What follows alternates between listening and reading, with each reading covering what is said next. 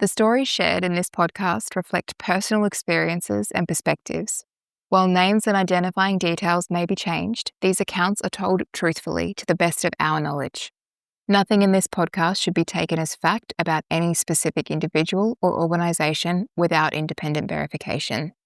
Our intention is to share experiences, not to cause harm or defame. This podcast deals with themes of emotional abuse, manipulation, and deception.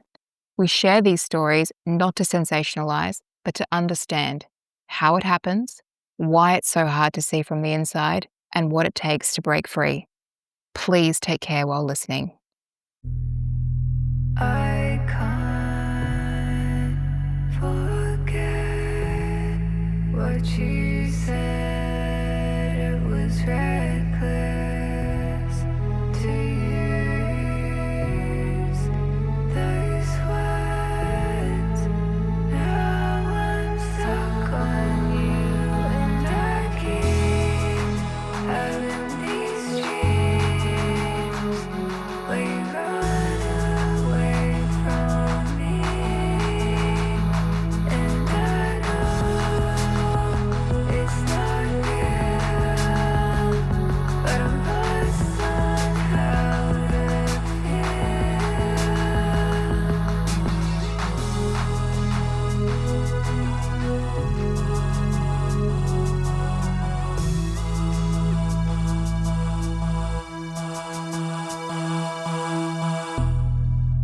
I've got In the span of a few short weeks, Jess and Danni had already confronted more than most couples would fear to in a lifetime.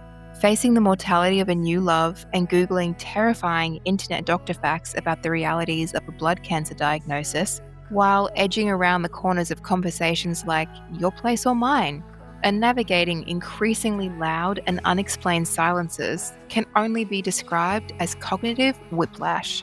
How do you even start to balance the romantic euphoria of an early relationship with the constant intrusions of mortality? It's like a love story and a tragedy at the same time.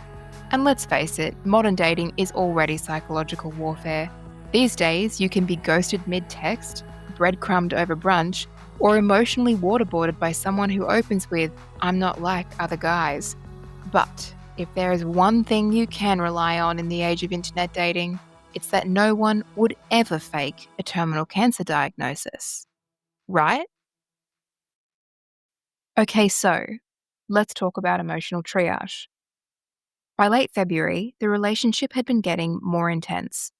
Danni had disclosed his cancer diagnosis, and while it was emotionally challenging, things kept moving forward. Jess, did you feel like you both knew where things were going, or was it still up in the air? I was still unsure what the nature of our relationship was at this point. It felt like we'd been building something exclusive, but we hadn't actually confirmed it. I wasn't sure how to approach this, noting my dating history had been this compilation of fleeting, non-committed engagements, but this one felt different. He had children, and if I was going to be in his life, it meant I'd have to meet them eventually. But it was still quite new, so I thought I'd ask him where he saw our relationship going. And you'd had early conversations where he brought up polyamory and ethical non-monogamy, but you hadn't spoken about it again since then? No, he did mention that we'd previously spoken about it, but that had been very early on, and I still wasn't sure he was fully on board with what I had said. We had another phone conversation about it, and he talked about needing to be completely sure about someone before he'd introduce his children, and he was very cautious about that aspect. The conversation felt good, but I still wasn't sure where we were at. And that's really fair. He has kids, he's being cautious. That's fair. I really did respect that part of him in his life. It was like another appealing part of him, a father who really wanted to protect his children. It would be odd if he didn't have that caution. That same afternoon, though, after we had that conversation, he'd sent me this picture of himself having had this full face of makeup done by a professional, and it was in preparation for this costume party he was going to. He'd completely shaved his face and had his eyebrows waxed, and it was just really odd because the party wasn't actually for a few weeks, but we both laughed about it. That evening, I asked him how many people he was dating and noted that I wasn't actually seeing anyone else but him at this point. His response to me was, "It varies from week to week, depending on my wellness and availability with work, etc." Sorry, it varies from week to week depending on my wellness and availability with work? What the fuck? Yeah, this one threw me a little bit. Despite the connection we'd developed, he was very casually and openly still dating, and it kind of punched me in the guts. But I couldn't be mad about it because we weren't exclusive or anything at this point. He'd asked me why I was asking, which I thought seemed obvious, but I'd explained to him that there were numerous reasons, mainly me regulating my emotional connection to him and protecting myself essentially. He continued to engage in the conversation, and we were joking throughout, and then he kind of just ended it. It fizzled out. His kids were sick and he had to go, and there was no real clarity still. Sure. That same week, his text really dropped off, and I was getting increasingly frustrated. It was clear I was falling for him, I thought, and I wanted to know what we were doing together. I'd asked him if we were okay, and I started getting really short answers from him. He'd respond with just a Y for yes, and he didn't say much else in between, and I eventually got jack of it and decided to give up. I put my phone away, I had a rant to my mum about how disappointing men are, and I just left it at that. So, what was his reaction to your silence after that conversation? He tried to call me, and then he messaged me a couple of times asking if I was okay, but I just didn't want to talk to him. I was just so let down and annoyed by the previous week of nothingness. The next morning, he messaged again very early about what was going on with me. I responded that I was fine, and then he started really prodding me. "No, you're not. What's up? If you ask me questions, I can answer them." I just responded that I'd already asked too many questions because I had been all week, and I thought it was clear what I was trying to understand. He told me that my silence had had him in shatters, and he said it hurt really bad. And then he seemed to start panicking that I'd withdrawn. He'd explained to me that the day before he had to pick up his child because they were very sick, and that he'd had this adverse reaction to the makeup he'd had done earlier in the week, which resulted in an infection on his face. I mean, firstly, I'm offended for the makeup artist that that's what he blamed it on. But had you actually asked him for any of this explanation? No, I didn't ask for an explanation. It was just like this real panic on his behalf. He then mentioned that I was leaving him, and it was wrong for me to do over text, which was odd because we weren't in a committed relationship. And then he'd been dismissing my attempts to discuss that all week. And he had told you he was seeing a variety of people depending on his wellness and work schedule. So, I explained to him that there were things about his life I didn't understand, and I acknowledged that it was none of my business. But his desperation to pull me back in kind of actually worked. I thought maybe I'd just been selfish and not realized that he'd been very sick. And naturally, I felt bad about it.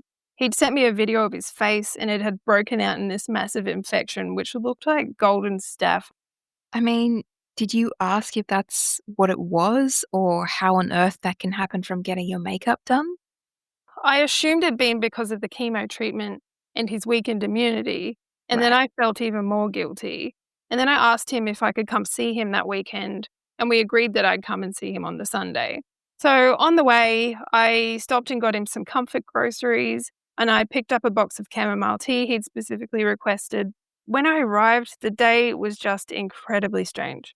His face looked really awful for one, like the infection was all over, and it was just so raw. And when I arrived, he was showering and he was shaving his body all over, like every single drop of body hair was gone. I asked him why he was doing it because I actually liked his body hair. And he alluded to the fact that he was starting to lose his hair because of the chemo drugs. And then I again felt even more guilty. And then he started talking about wanting to write a will and that he wanted to leave his crypto balance to me, which was quite large. And I was just shocked and almost offended by that because earlier in the week, I'm trying to figure out what our relationship was. And he told me he was still seeing other people, to then saying he wanted to leave me money because he was potentially dying. I told him any money he has should go to his children. I don't want your money. And didn't he say something to you along the lines of, I want to change your life? Yeah, which was even more offensive because my life was just fine how it was. And then the stranger his behavior became, the more withdrawn I got. I just sat there most of the day staring at this guy and his strange behavior. He then told me he wanted to use the tea I got to mix in with DMT so he could face death. Wait, what is DMT? I didn't know at the time, but I now understand that it's this psychedelic compound, often referred to as the spirit molecule, because it induces intense, short-lasting hallucinations. The entire theme of the day was about him dying. He'd asked me to be his earth partner and sit with him while he smoked this DMT, and I went along with it and watched him as he fell into this trance for 15 minutes. I just couldn't handle it at all, and I completely withdrew into myself. As the night went on, he noticed something was up, but I didn't know how to talk to him. Well, I mean, here you were thinking he just wanted a cup of chamomile tea. I mean, one minute he's getting his makeup done, the next he's asking you to be his earth partner so he can speak to death. There's just so much going on here. I was terrified he was dying and I couldn't understand this behavior, but I put it down to him facing this mortality and trying to reconcile leaving his kids behind. But then, the more I withdrew, the more frustrated he got. So he eventually asked me to leave. And then as I was driving home, I was hit with this wave of emotion. It was so strange. And I just felt so devastated that this person that I was falling for was looking death straight in the eyes. So I remember you called me on the way home that night. Do you remember what you told me on the phone? Yeah, I called you and gave you a little bit of a download of what the night had been. And I just thought, fuck, I'm in love with this guy. And when I got home, I decided I needed to repair what I'd done. What is it that you felt like you had done? I felt like I'd broken it. I messaged him the next morning and told him I felt terrible about my behavior and that I didn't want to lose him. And he messaged me back and explained that he didn't appreciate my silence and that he needed me to be open with him about what was happening for me. I'd actually like to read this message out if you're okay with that. Jesse, I need to figure this out within myself to be safe for you and myself in this. Perhaps you're right. Unconsciously, a sense of danger brews when you can see that I am doubting myself. I need to be safer for you, more firm in my own perceptions. Until I can be that man, I don't think I can be safe for you, Jesse. You need better and healthier than that right now. I thought that was it. I thought it was over at that point and it sucked, but it was okay. There was a bit of silence, but he eventually called me and we reconciled. And then we went right back to falling in love. Was he still unwell at this point? Yeah, very. He was losing a lot of weight too. The cancer treatment was really taking its toll. And it was hard to watch, but we laughed a lot and we had lots of playful moments. He was still hard to pin down for plans, which was really annoying, but I understood. He was super busy with work and he had his kids 2 days during the work week and then both days on the weekend. And I respected that. And we worked around this busy schedule. I remember one night he wanted to see me, but I'd already had dinner plans with you. And he asked if he could join us.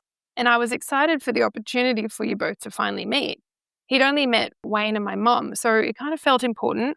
The dinner, however, was quite strange though. Yeah. He arrived very late and was all over the place Yup. and super erratic the whole time. Mm-hmm. Do you want to share your thoughts on how that night went? Sure. He was indeed extremely late, like an hour and a half late. And we were having dinner in a restaurant that is quite famous for its very strict table curfews. So by the time he sat down, we had already ordered it and eaten and were absolutely getting eyes from the wait staff. But he arrived and he was just this like cyclone of energy, just showering you with, oh my God, you're so beautiful. Keeks, how do you get any work done when she looks like this every day? Which is, very sweet, just kind of uncomfortable. And then launching straight into his big work plans and how much money he was going to make from this new idea and needing an assistant, etc.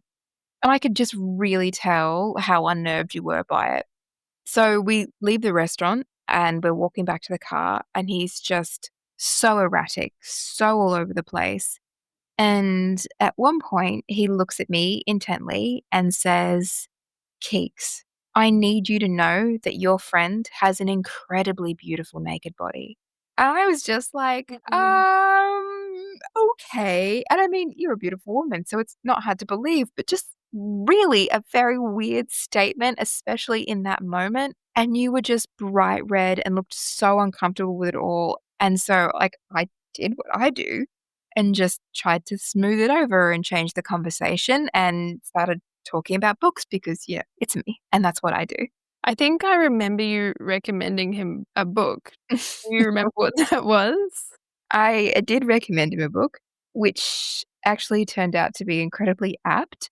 And I wish I could say it's because I had this insight at the time, but it was just because from what you had told me about him, I knew he was a smart guy who was curious about the intersection of faith and good and evil. And I just thought maybe he would like it. But the book I recommended was called The Screwtape Letters by C.S. Lewis, which is essentially an epistolary novel from one devil to another, advising him on how best to tempt and corrupt a human soul. And it sort of explores that subtlety of evil and how pride and distraction and self satisfaction lure people from morality. Your intuition, spot on.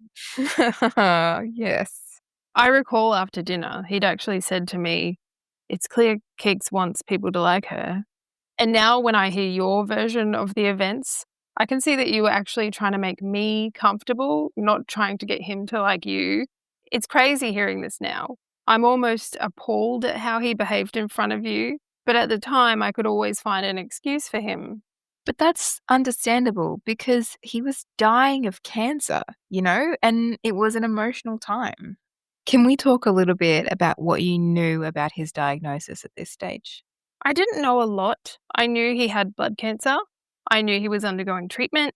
Sometimes he'd tell me he had a doctor's appointment, and I could see that he was losing weight and all of these moments that he was really unwell. I knew I wanted to help him as much as I could, but that's about it. There was a weekend we went on this little mountain retreat. I had arranged it because I just wanted to help him relax and get some rest. He slept for a very long time, and that was such a relief just to see him sleeping. It was just a normal, happy weekend away.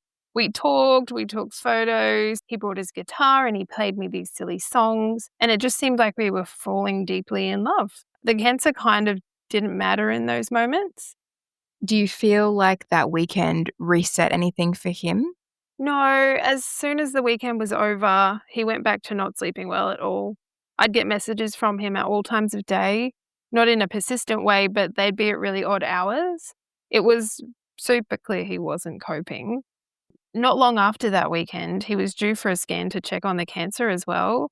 He told me they'd found these very small lesions on his pancreas and lungs, and he told me they'd said it wasn't a good sign, and without treatment, he'd be looking at 6 months. Well, wait, like 6 months to live? Yeah, it was devastating. Fuck. I had messaged him one day that if he ever needed me to take him to appointments and support him, I was there. And he responded really strangely. He said, "If you need somebody to take care of your vagina, I'm just always with you, okay? Like, you don't have to be ashamed." This really put me off. It felt like he was mocking me or something. But again, I put it down to this fear of death. I was just trying to support him more than I had been, I guess. This Look, this might be insensitive to ask at this point, but it's just that comment feels so out of whack. Was intimacy an issue for you too at this point? And look, it would make sense if it was because of the chemo and everything. It's just an odd comment. Intimacy was never an issue for us. I'd done some research about risks to partners during chemotherapy, but otherwise, we never had any troubles in that department. The hardest part wasn't the diagnosis. It was how unbelievable it all was. The shaved body, the infections, the DMT, the crypto inheritance, it felt like a fever dream. But denial is persuasive when it's wrapped in hope, and Jess was still hoping this was just what love looked like under pressure. So instead of pulling away, she leaned in, trying to build a future with a man whose past, friends, and family still existed entirely off-screen. Given the news about the diagnosis, it got to a point where we wanted to spend more time together, but I hadn't met his kids yet. And so we agreed that it might be time we start thinking about an introduction. He wanted to be respectful to his ex about it and wanted to arrange for me to meet her before I started spending time with them. Yeah, absolutely. This is where it started to become clear that he and his ex weren't actually getting along. He told me when he had asked her about meeting me, she responded saying she was happy that he'd met someone that makes him happy, but she wasn't willing to facilitate it. Okay, but how did that hesitance make you feel? What was that like for you to hear? This was a bit shocking to read. I saw the text message. I didn't see it as so much of a judgment on me, but I thought perhaps she didn't like the idea of him starting a new relationship and moving on.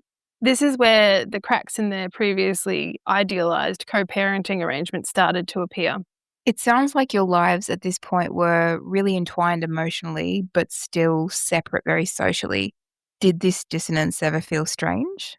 On one hand, it was really moving forward, but he was still really disorganized with any plans we would make. And I hadn't met anyone in his life. I was actually getting frustrated by it, and I couldn't quite balance wanting to be supportive of what was going on for him, but also wanting some kind of consistency in our relationship. We actually had our very first fight because of this.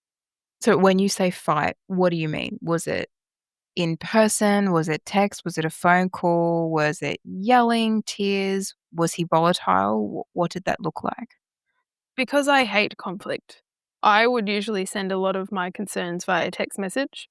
And I'm terrible at communicating when I think it might upset someone as well. And so I just felt safer being able to think through my words before they came out. But he hated this. He much preferred face to face or telephone conversations. But when we did that, I couldn't keep up with him and I would just withdraw into silence. So texting was actually my safe space. This fight wasn't actually terribly hostile. He mainly accused me of not knowing what being a parent is and not understanding all the things he had going on. I ended up apologizing, and after the fight, we both confirmed we didn't want to lose one another. He promised to let me in more, and I told him I respected his priority as a parent. And we had more serious conversations about trusting one another and how we could be safe for one another. So, it sounds like despite the fact that you're still building that trust, things kind of settled after that. Well, not really. Our trust for one another was really starting to get the wobbles, actually. He told me he felt like I was putting up a wall, and I tried to be honest about how I was feeling, but I couldn't quite settle the worries I had. He was still dying as far as I knew. But then a few weeks later, he discovered that the lesions were insignificantly small and were apparently shrinking. Wait, what does that actually mean, though? Well, I heard at the time that it was good news, that I should have been stoked by the news, but it just felt off. Like, he said he had opted out of any kind of biopsy or further investigation, which really annoyed me. So, when I expressed that, he said he'd speak to the doctor about getting further confirmation. He was still getting strange pains all the time and wasn't well overall, so it kind of was still this mysterious illness to me. A week or so later, he told me the doctor said that the lesions had shrunk so much that they couldn't be biopsied and that it's extremely promising and they'd be starting him on a treatment and they could expect complete remission. I asked him what treatment would look like and he said chemo and radiation, and he seemed happy with the results, so naturally I was happy.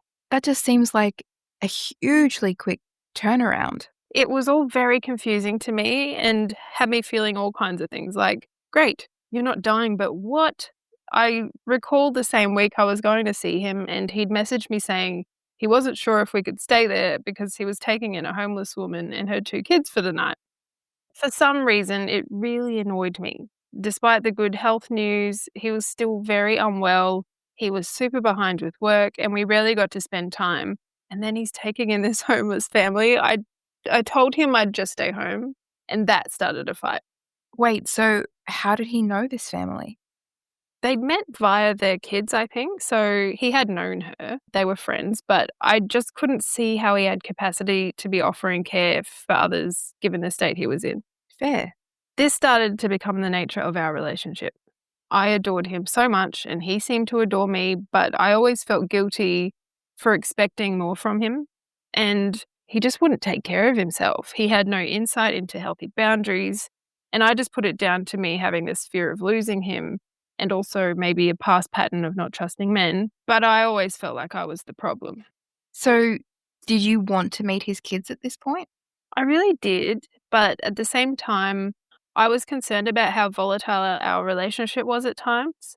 I didn't want to be the cause of any hurt or confusion for them. And I definitely didn't want to get in the middle of his separation with his ex-wife. So I never pushed the topic. Also, by this time, Danny had been spending a lot of time in hotels. His bathroom at home had a significant leak and was out of order, so life got super chaotic after that. We both started spending a lot of time in hotels. Did you find this strange though? I mean, look, who doesn't love a night in a hotel? But that's also a really expensive undertaking and just a bit, well, odd. Well, it kind of did make sense given the distance between us. We were able to find a space between both of our houses, and it was kind of nice to have these little constant getaways together. There was a lot of back and forward though, and we discussed ways I could work from where he lived and he could come and see me on regular days during the week when he didn't have his kids. A little bit more predictability and routine, you know? Absolutely. I was still frequently worried about him. He was juggling a lot and seemed to be struggling to keep on top of things. The stress was also becoming really obvious. He'd been admitted to hospital at one point because he caught this infection and was compromised because of the cancer treatment. Yeah. So this is a bit of the story that will always stick with me because the message exchanges are just so bizarre. Can you talk about the conversation you had with him after he had been admitted to hospital? Yeah, I started to sense something was off after this exchange. He'd been taken to hospital by an ambulance with a very high temperature, and he was still undergoing treatment at this point, so I became incredibly worried. He told me he was discharged that same day with just some antibiotics and anti-inflammatories. I, of course, wanted to go see him immediately, but when I asked, he was adamant that I keep away, and his reasoning was, I think I'll just read the exact text. He said, "Jesse, if you get sick, I will never forgive myself. My body has no antibodies. You get this and you will be destroyed. At least I have chemo." I then told him that if I was going to get sick, I would have caught it already. And he was like, "No way, not for bacteria, only applies to virus." I told him something felt off about it and that what he was saying makes zero sense. And then I took some space because I could feel myself wanting to challenge him. And he knew I could see something was up. I remember after this, he flipped out because I had told him he was very inconsistent and that we both need to figure out what we wanted. Something about that didn't sit well with him. He told me I'd shattered his heart, and then he spiraled into a string of very late night texts. And then the next day, he surprised me with this impromptu visit, which was odd because it was my friend's birthday and he knew I'd had dinner plans with her. And then the following day, he had to drive back home to have his kids. And then that evening, he planned this very romantic surprise evening at a hotel. So that just feels like a real love bombing after you started to get suspicious or potentially vocalize a little bit more of your hesitation. Yeah, I think you are spot on there. It's like he needed to reset the narrative or something. That night, he told me he'd heard from his doctor and they confirmed he was in remission. I went along with it, but that part raised huge red flags for me. Why did that not sit right with you? Because what doctor is emailing on a Sunday with that kind of news? And how was he in remission when he was literally still going through chemo and radiation therapy? Blood cancer doesn't work like that as far as I knew, but I still didn't challenge him. Did you not challenge him because it was about cancer or I didn't know how to. I should have challenged him more, but our fights were always dominated by him, and I just didn't want to have another one. were you fighting a lot at this point? I just always seemed to be doing things that upset him. I recall one time we'd been staying in a hotel and I had to go to work the next morning. We ordered this shakshuka from the hotel room service, and I was telling him about this really beautiful Middle Eastern restaurant that did these amazing breakfasts. But this conversation, this innocuous conversation, ended in him scolding me for using the term Middle Eastern and how racist and offensive I was. And then I retorted by explaining, well, that's how that restaurant advertised itself, as Middle Eastern fusion. But then it turned into this explosive accusation of racism. He'd lecture me like I was a child that didn't understand the consequences of my actions. And it was just frankly humiliating for me. And at the risk of sounding cliche, it really triggered the child in me. I felt like I was sitting in front of my very angry, volatile father. I can completely understand that that's what that would have brought out for you. Is it possible that you also didn't want to admit that you had doubts about the story of the cancer? 100%. I couldn't let myself believe that someone would make something up like that, especially knowing I'd lost someone close to me the same way. The whole ordeal had really crushed me emotionally as well, so learning it was all bullshit would have just exploded my brain. Yeah, I think it's fair because Most people don't like it when people lie about having cancer. So I've heard. So he's in remission. You've had this very love-drunk weekend. He's very present. He seems stoked, as you would be, obviously, having just beat cancer. But you're also about to meet an important character in his life. Talk to me about when you were first introduced to Roxanne. So the week after this weekend of surprises, I got a strange message from him saying that his friend Roxy and her partner were in town and he hadn't spent time with them in a very long time and they wanted to space out and use mushrooms, and he asked me if I was okay with it. It was odd to me he was asking my permission because he hadn't really let me in on what his extracurricular activities were when I wasn't around before, and I didn't really care. I never wanted to be in a relationship where we had to know each other's every move, so I asked him why he was asking me. He said he was afraid I'd be hurt or something. I hadn't met or even heard of these friends before, but I certainly didn't have any issue with him spending time or even choosing to do mushrooms with them. I told him it was more concerning that he was asking my permission and just told him not to be an idiot. Well, yeah, that's fair. And, I don't really know how well mushrooms and chemotherapy mix, right? I never really thought of that before, but you've got a point. He then proceeded to send me a bunch of people's contact numbers, including Roxy's, just in case I was worried about him or something and couldn't reach him. I guess at the end, I just figured he was looking to take a break from all the stress and I didn't think anything else of it. I know you spoke earlier about the DMT incident, but was drug usage a big part of your relationship?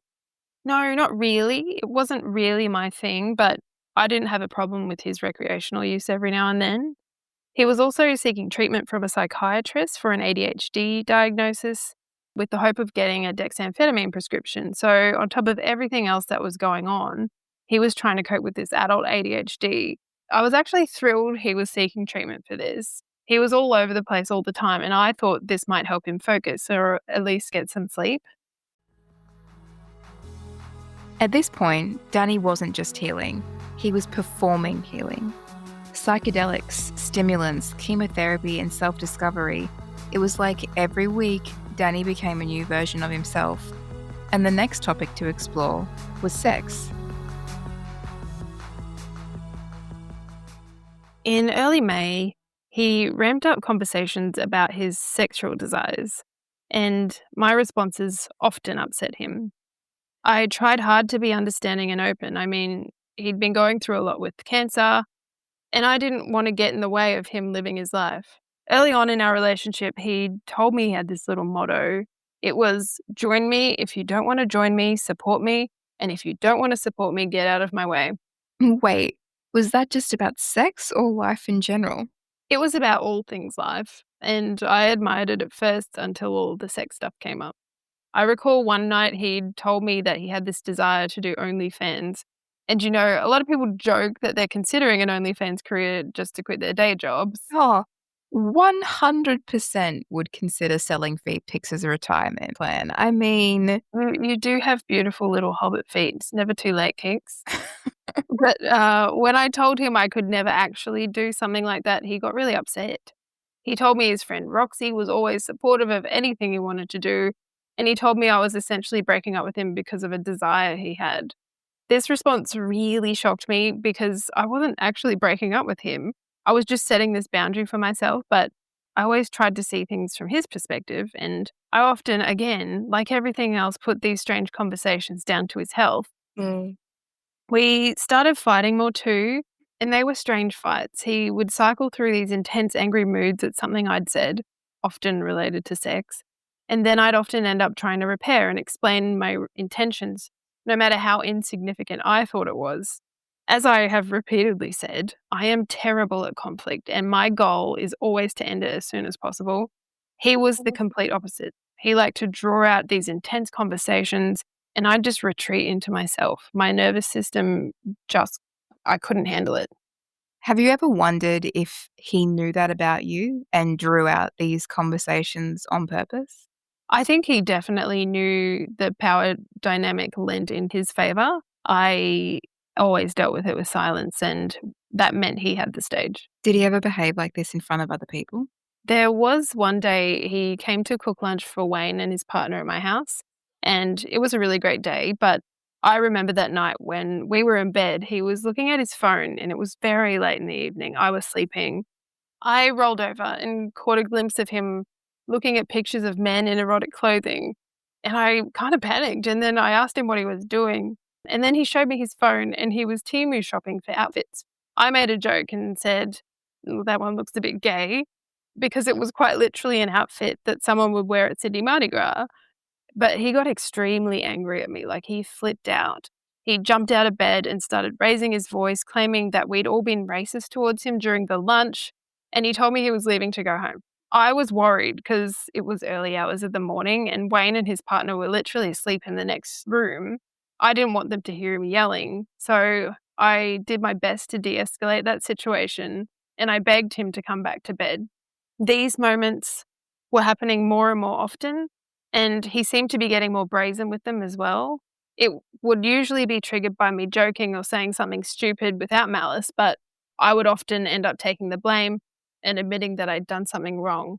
I was just so afraid to lose him at this point. We would fight for a few days. He'd tell me I'd exclude myself from his life. He put me in these figurative boxes as a punishment, but it would always end up in these big declarations of love in the end.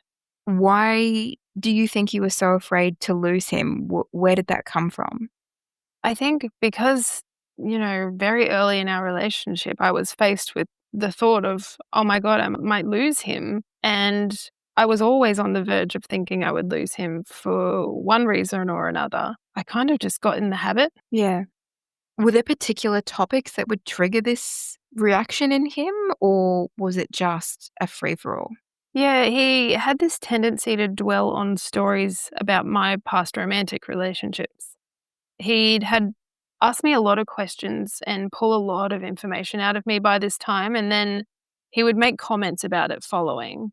When I was actually sharing with him at the time, I didn't think anything of it because it was all part of a bigger story about who I was and my experiences, and he was asking me questions about it, but these bits seemed to stick with him a bit longer and often came up in fights after.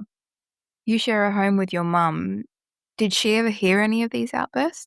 I don't think she heard. I don't think she knew what was going on, but I also recently had asked Wayne if he'd heard anything that night, and he said he hadn't, but that makes sense because I know how hard I tried to keep those moments contained. It reminded me of when my dad would kick off yelling and screaming, and my mum would run around the house closing all the windows so the neighbours wouldn't hear him. I found myself doing that exact same thing. Yeah, I mean, you were closing the windows. This is also the point where Danny's text communication started to become incredibly overwhelming, and his declarations really shifted into positioning him as the tortured soul. The messages shifted from text exchanges to rants or one-man monologues, honing in on Jess's pathology and how her history prevented her from truly showing up as the partner he needed. Danny would often smooth over these intense arguments with as many words as possible, sending long, overwhelming text messages and voice notes. These are Danny's words, but it's not his voice. Jessie, my dear, I'm writing this message as a reminder for both of us and what we've agreed on, my sweetheart. My honey, when we first started dating, I presented my views on being in a healthy relationship, not dictated by pre-existing traditions and primarily religion. I understand that in the heat of the moment, you agreed and have since then had a series of varying reactions when considering the reality of me doing anything that you don't want to do yourself. The cycle I was in with Danny felt like this wild soap opera. I couldn't quite catch up, and instead of stepping away and saying, wait, this isn't who I am, I'm not racist, I'm not a prude, I'm not controlling, I didn't say that. I feel like I just started conceding and became more like him instead. We had a little saying, just you and me, babe, and it really felt like the world had become just the two of us. Most of the time, I just wanted to be next to him and wrap him up in a blanket and make sure he didn't hurt himself. Did you still talk about his remission at this point? Were you still talking about cancer? It kind of just went away. I didn't raise it with him. I didn't want to deal with the consequence of raising it with him. And he went along with that. And do you think maybe you didn't want to know the answer? I think it would have shattered my world. And so, had you met his kids yet? No, I still hadn't met his kids at that point because things weren't going great with his ex. Did he ever mention having conversations with his ex about his diagnosis or his remission or how it was impacting his kids? No, he stopped really sharing much of their communications with me quite early on, apart from telling me that they had a really great co-parenting relationship and he was really proud of it. I didn't really hear much about their conversations at all. Did you ever get a sense that his ex was aware of what was happening to him? I just assumed, and I guess in the whirlwind of everything else that was going on, it never really crossed my mind. Right. So it was just business as usual. And he would talk to you about his kids in just a normal way, cute dad stuff. Yeah, he really adored his children. He would often send me cute videos with his kids, and he started introducing me to them over video calls so they'd get used to who I was and that I was in his life. We started out by saying we were friends so they weren't overwhelmed by my presence. It was a real sweet part of our relationship, actually, but it was still hard because Danny and I felt really unsteady and it seemed precarious entering his kids' lives, but I figured we were doing it slowly and respectfully. Yeah, that makes a lot of sense. And if you were feeling unsure in the relationship, taking that a little bit slowly, it's never a bad thing. Had you re-engaged the conversation about meeting his ex, or was the situation there just too volatile between the two of them to broach that? After her initial comments, we kind of put a pause on the introduction, but it seemed to just be dragging out longer and longer. And for us to spend more time together, I would have to meet them eventually. So, given she didn't want to be involved, we decided to go ahead with an introduction anyway. There was a time in mid May that his ex actually accused him of using drugs, and she'd formally requested that he have a hair follicle test done. This seemed really out of the blue and very odd to me. I knew he was engaged in recreational drug use on occasion, but not to the point of requiring a formal drug test. And at the time, it really upset him. He was feeling extremely scared about what was happening. That seems like a really extreme reaction. I'm curious though, reflecting on your professional experience in child safety, is that usually something that comes out of nowhere? No, not at all. Usually, you'd have an evidence history of substance use or abuse, and testing would be in place to ensure you were a safe person to have your children in your care. So, based on my knowledge of Danny's drug use, it made zero sense to me. He was leaning on their mutual friends at the time as well, and I tried to support him through it like with most things. It was these moments, it felt like we were truly on the same side, like we were talking about forever love and had entirely committed to one another. So it really felt like his ex had become a shared enemy. Yeah, I really didn't believe that drug use was an issue, and I couldn't figure out how she'd become so concerned about it.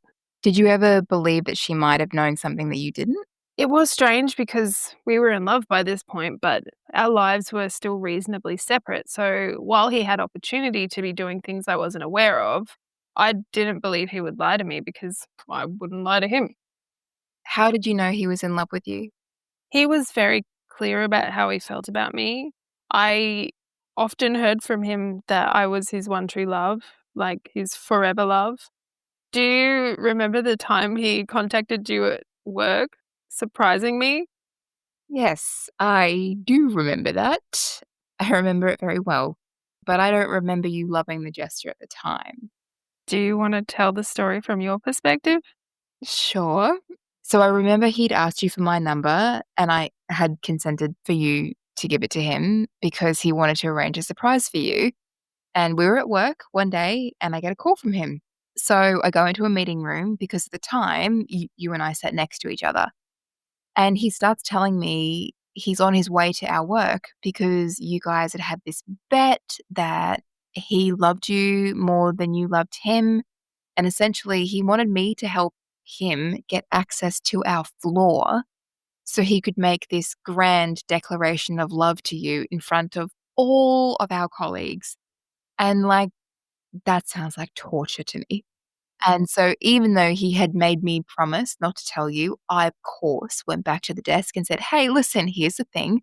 I've just had this conversation. If it is something that you want, I'll see if I can do it. But if it's not, I can just tell him I couldn't get it past security and we could just meet him in the lobby or something like that, which was obviously the option that you went for. And so, yeah, he gets there and you and I walk down and there's Danny and he's just kind of holding his phone over his head as it plays the Carpenters like it's Say Anything and he's crying. And I just remember you shaking. I remember you shaking. Your hands just couldn't stop. I wasn't enjoying being a public spectacle in the foyer of our workplace, no, but I did think it was kind of sweet. So after his surprise foyer performance, I remember you went for lunch. Yeah, we did have lunch together, but yeah, strangely though, he spent most of his time on the phone to his friend Roxy, and she was audibly upset. I could hear her crying down the phone to him. He told me that she had become upset after a dinner their group of friends had, where he was telling them all how much he loved me and that he wanted to be close to me and was considering moving closer. He said she was upset because out of all of their friends, she was the only one without a partner and she felt like she was being left behind or something. It was a very odd conversation they were having, but he told me that she was very dramatic and suffered from emotional issues. He seemed to care about their friendship and I respected it at first. At first, did your feelings about this conversation change? Well, that week things started to feel off. There was something going on with him, but I couldn't quite put my finger on it. I'd also pieced together that he'd previously told me that Roxy had a partner, and then suddenly she was feeling left behind because she didn't have one anymore. This triggered a lot of mistrust in me. Why was he lying about her having a partner? Did he think I'd be offended if he was spending time with a single woman? He'd also brought her up to me in a few arguments. He'd tell me how accepting and supportive she was of the things he wanted to do and how much their friendship meant to him. And I had become a little bit jealous because of these comparisons. I hadn't met her, but she seemed to have set this standard that I just wasn't living up to. Well, yeah, it just feels like a very strange thing to lie about. That weekend, he had planned to go to Sydney to visit old friends, and I started spiraling about the lie. We were texting very late at night, and I decided to bring it up with him. I asked, "Why'd you tell me Roxy had a partner?" And at first, he kind of tried to deny it, saying that I had misunderstood and that he was actually just talking about her best friend. I told him, "No, I have the text. You definitely said partner." He didn't have an answer for me, really, and instead, it turned into him getting angry at me because I was texting him for so long about it. It got really hostile, and he eventually told me to fuck off. This shocked me because despite all of the disagreements we'd had, he'd never actually spoken to me like that before. So the entire concern about this lie suddenly disappeared and it became this huge fight about nothing. He turned it into me being upset that he was in Sydney, as if I was sitting at home on my own, jealous and bored without him. And that just wasn't the case. Before I met him, I had a great social life. I never needed us to be in each other's pockets, and we really weren't. I just wanted to be open with him about what I was feeling. And when I did that, it was quickly shut down by these escalations. So this was where things got completely insane. What do you mean by insane? Well, he started accusing me of misrepresenting who I was in the beginning to keep him in the relationship, and that I had completely locked him in this traditional Catholic box. He told me I hadn't compromised on anything, and he had compromised on everything and given up everything he wanted so he could be with me. He'd call me controlling and jealous, and so I just started agreeing that I was the problem. I really actually believed I was the problem. He told me he wasn't ever asking me to change who I was, and that he just wanted me to not expect him to change who he was. This started a whole narrative around me not accepting him for who he was. I didn't see that was happening. I was blinded by this forever love, and I was in too deep to pull myself out. The cycle really seemed to have begun. Love, punishment, repeatedly. I think that's what they call a trauma bond, right? I think that is what they call a trauma bond, yeah. How was your anxiety more broadly at this time? I wasn't coping. The lack of sleep and all the volatility was really taking a physical toll on me. And so the fighting had become a regular thing now. We talked before about whether there were particular triggers that would set him off. But at this stage, were the fights about anything in particular? Well, at first they were usually tied to me asking for more predictability and routine in our lives, but then they morphed into something else. He had raised with me a few times about some of the things I'd told him about my life.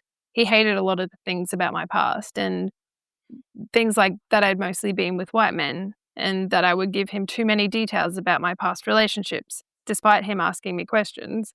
He'd say that even though he'd tell me to stop, I insisted on sharing these details and I started comparing him to other men. I remember once he questioned me about how often I'd match with men that weren't white, or what percentage of my dating history was with Asian men or with black men. I mean, are these statistics that are available to you on dating apps? No, not at all that I'm aware of, but I'd sit there trying to answer these questions honestly. I hadn't really been on the apps over the last few years anyway, and he was the only guy I'd dated this time around. So it seemed like a ridiculous line of questioning, but I desperately wanted to answer his questions and just move past it. In the end, I was just always this racist white girl living my privileged white life and bowing down to the white men. I felt guilt over not having had a more diverse dating background, and I started to actually hate who I was. And I became committed to proving to him that I wasn't what he claimed. How did you reconcile these claims for you? All of this was going on while I was still worried about what had gone on with the cancer. Rather than believe the whole thing was a lie, I kind of convinced myself that maybe he was hiding a more serious diagnosis from me. His behavior was super erratic still, and it didn't seem like it had just resolved into this magic remission. I tried to broach that topic with him a few times. I wanted to know exactly what was going on, but I also didn't want to request the evidence from him. That felt untrusting. But one morning before work, I did call him to have a conversation about it. I asked him how he was feeling about his cancer, and he very quickly changed the topic to asking me about how I felt about a sexual health issue I'd suffered in the past. But wait, I don't understand why he went there off the back of a conversation about his cancer and remission. Yeah, well, looking back now, I think I can see that it was just a distraction from the initial question I'd asked. He clearly didn't want me delving into the topic of cancer. So he immediately changed the focus to something that was super vulnerable for me. Ah, I see. I wanted the conversation to continue safely, so I started explaining my experience of it to him in the hopes that we could just move back to my question. I started explaining that it was a horrible time because I had to go to an emergency room and they had suspected it may have been due to this sexual assault because of the symptoms, and he immediately flipped out at me. He told me I need to stop explaining graphic details about my sex life to him, and he hung up the phone. So, once again, a conversation that I tried to have gently and respectfully turned into this massive explosion. And this one went on all day. He kept coming at me over text. I was at work and I was trying to hold myself together the whole time. Yeah, I think this was the first time I really felt your internal start to spill out into your external world, to be honest. And I think it's fair to say that this was the moment where the darkness of the relationship really started to overtake the light. Yeah, absolutely. I mean, you were right there next to me. On the surface, it seemed easy for others to be critical of what was going on, but all that really did was activate a need to explain away what I could see people judging. And I think at that point, I hadn't even let you in on so much of his behavior. No, I'd known he was erratic and I had been very suspicious of the cancer, but I wouldn't have known to call him abusive at this point. No, I don't think I did either. During this fight, he kept referring to my obsession with big dicks and aggressive sex. Wow. Yeah, What? it just felt so bizarre. And I tried to answer him and explain myself, but I was also trying to stand up for myself too. I was getting extremely frustrated by all of it. It became this narrative about men getting to mistreat me because they were white and had big dicks. It was very confusing because none of that was true for me, and I couldn't convince him otherwise. He kept telling me that I would call him different all the time, and I had, but not in a bad way, but he'd twisted it into this story about me comparing him to other men and thinking he was too different to them, and it went on and on and on all day. We'd spoken on the phone at lunch, and I remember he yelled at me down the phone, and I just withdrew like usual. And I eventually conceded, and I once again admitted that it was my fault, and I ended up apologizing. And I was really apologizing deeply and repeatedly. The argument continued via text until very late in the evening, and it ended up in him spiraling into this narrative that he is unwell and he is bad. And I, of course, tried to convince him that he wasn't. It was probably me just trying to convince myself that he wasn't. So from 7 a.m. to 4 a.m. the next morning, this continued until he finally drove to my house and we made up. We both worked from home that day, and then the following night, things spiraled again. He just couldn't let go. At this point in your relationship, had he shared with you or had you had any inklings of significant mental health concerns? I mean, other than what would have been expected in dealing with what you thought was a cancer diagnosis? Apart from the ADHD he was having treated, no. He'd raised several issues from his past and his childhood that maybe suggested he'd been dealing with some unresolved trauma, but I wasn't aware of any specific mental health issues. Okay, so now let's talk about that night. What was the mood like throughout the day? You said you worked from home together. Tell me about the lead up. It was like we were deeply in love again and just going on about our lives. He worked downstairs, I was upstairs in my office. We had lunch together, and then my mum cooked us dinner, and it was just fine. And did your mum notice anything was up?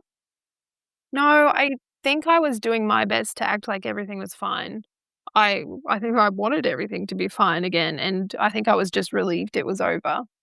So then how did it go from being normal and fine to what I guess is easiest to describe as some kind of dissociative episode?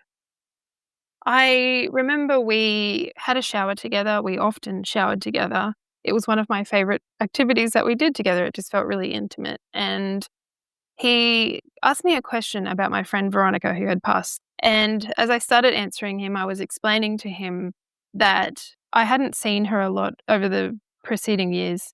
And by the time I had found out that she had lost her battle with cancer, she was already unconscious on a hospital bed.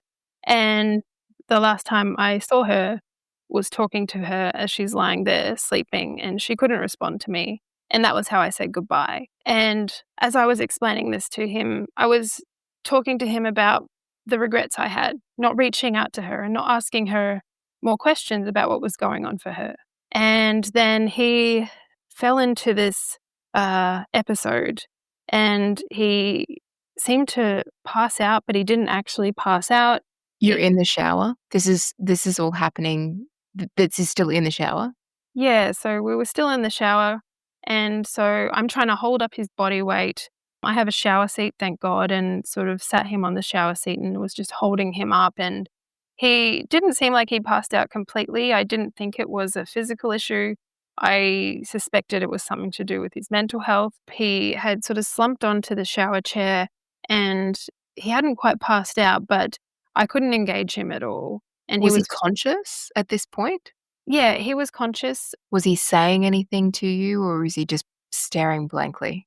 He wasn't saying anything. He had his head down and he was looking down, and he needed me to hold him up. It felt like if I let him go, he would have fallen. So then how did you get him out of the shower? I think he sort of came to a little bit. He still wasn't talking to me.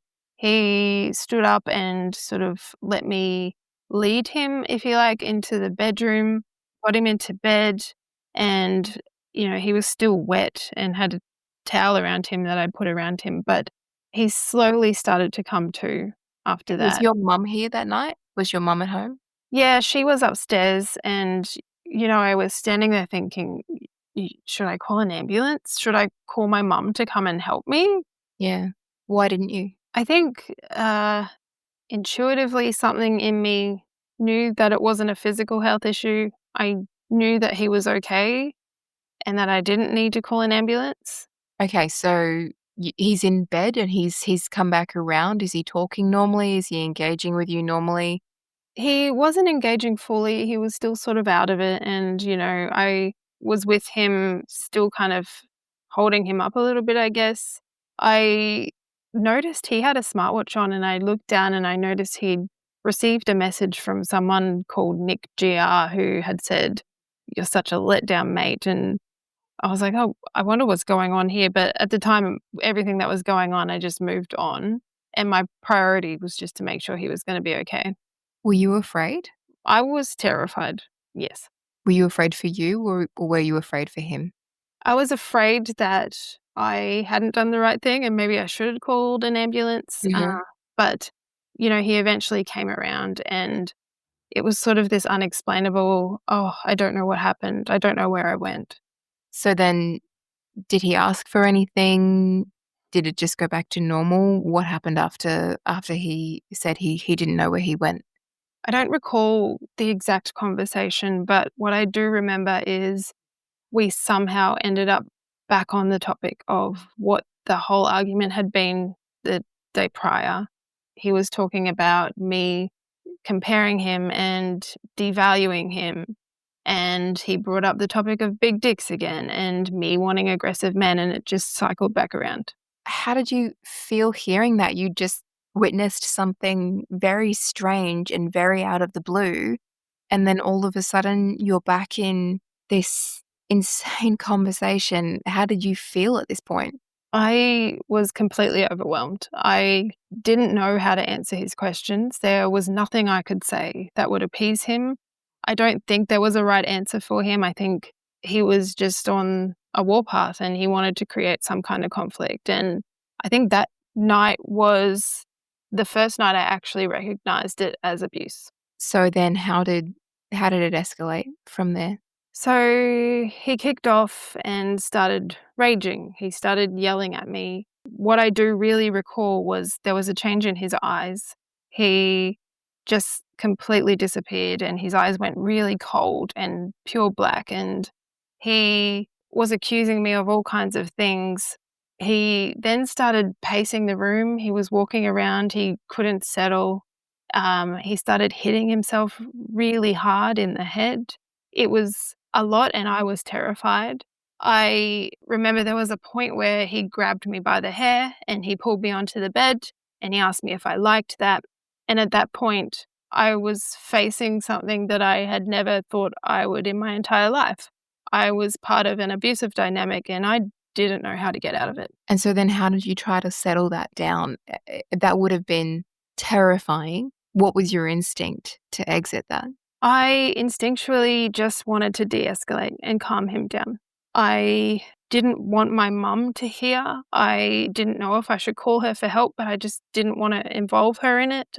She's been through things herself and it's not something that she should have to deal with. So I recall we used to sleep hand in hand every night. And so I was trying to calm him down and just remind him of who I was. And it just didn't work. He kept pushing me away and telling me not to touch him. And then all of a sudden, he seemed to start referring to himself in the third person. He would tell me, none of that mushy shit. Danny's gone now. Danny can deal with that when he's back. I'm here now. Did it feel like you were talking to Danny? It felt like a completely different human being. It felt like this really cold, evil presence had taken over. So was he talking to you at this point? Was he still going on about the same things he had been earlier in the day, or was it just hitting himself? Was he the center of his rage? He was directing his physical rage at himself, but he certainly wasn't the center of it. I knew he was doing it to scare me. This character he had embodied was talking about that he had taken over the situation because Danny couldn't resolve it with me, so he needed to come in and fix it. He was saying vile things about me. He told me Danny was completely gone and I was dealing with someone else now. And how did you react to that when you heard it? I didn't know what to do. I, at that moment, knew I was in an abusive relationship. It hit me there.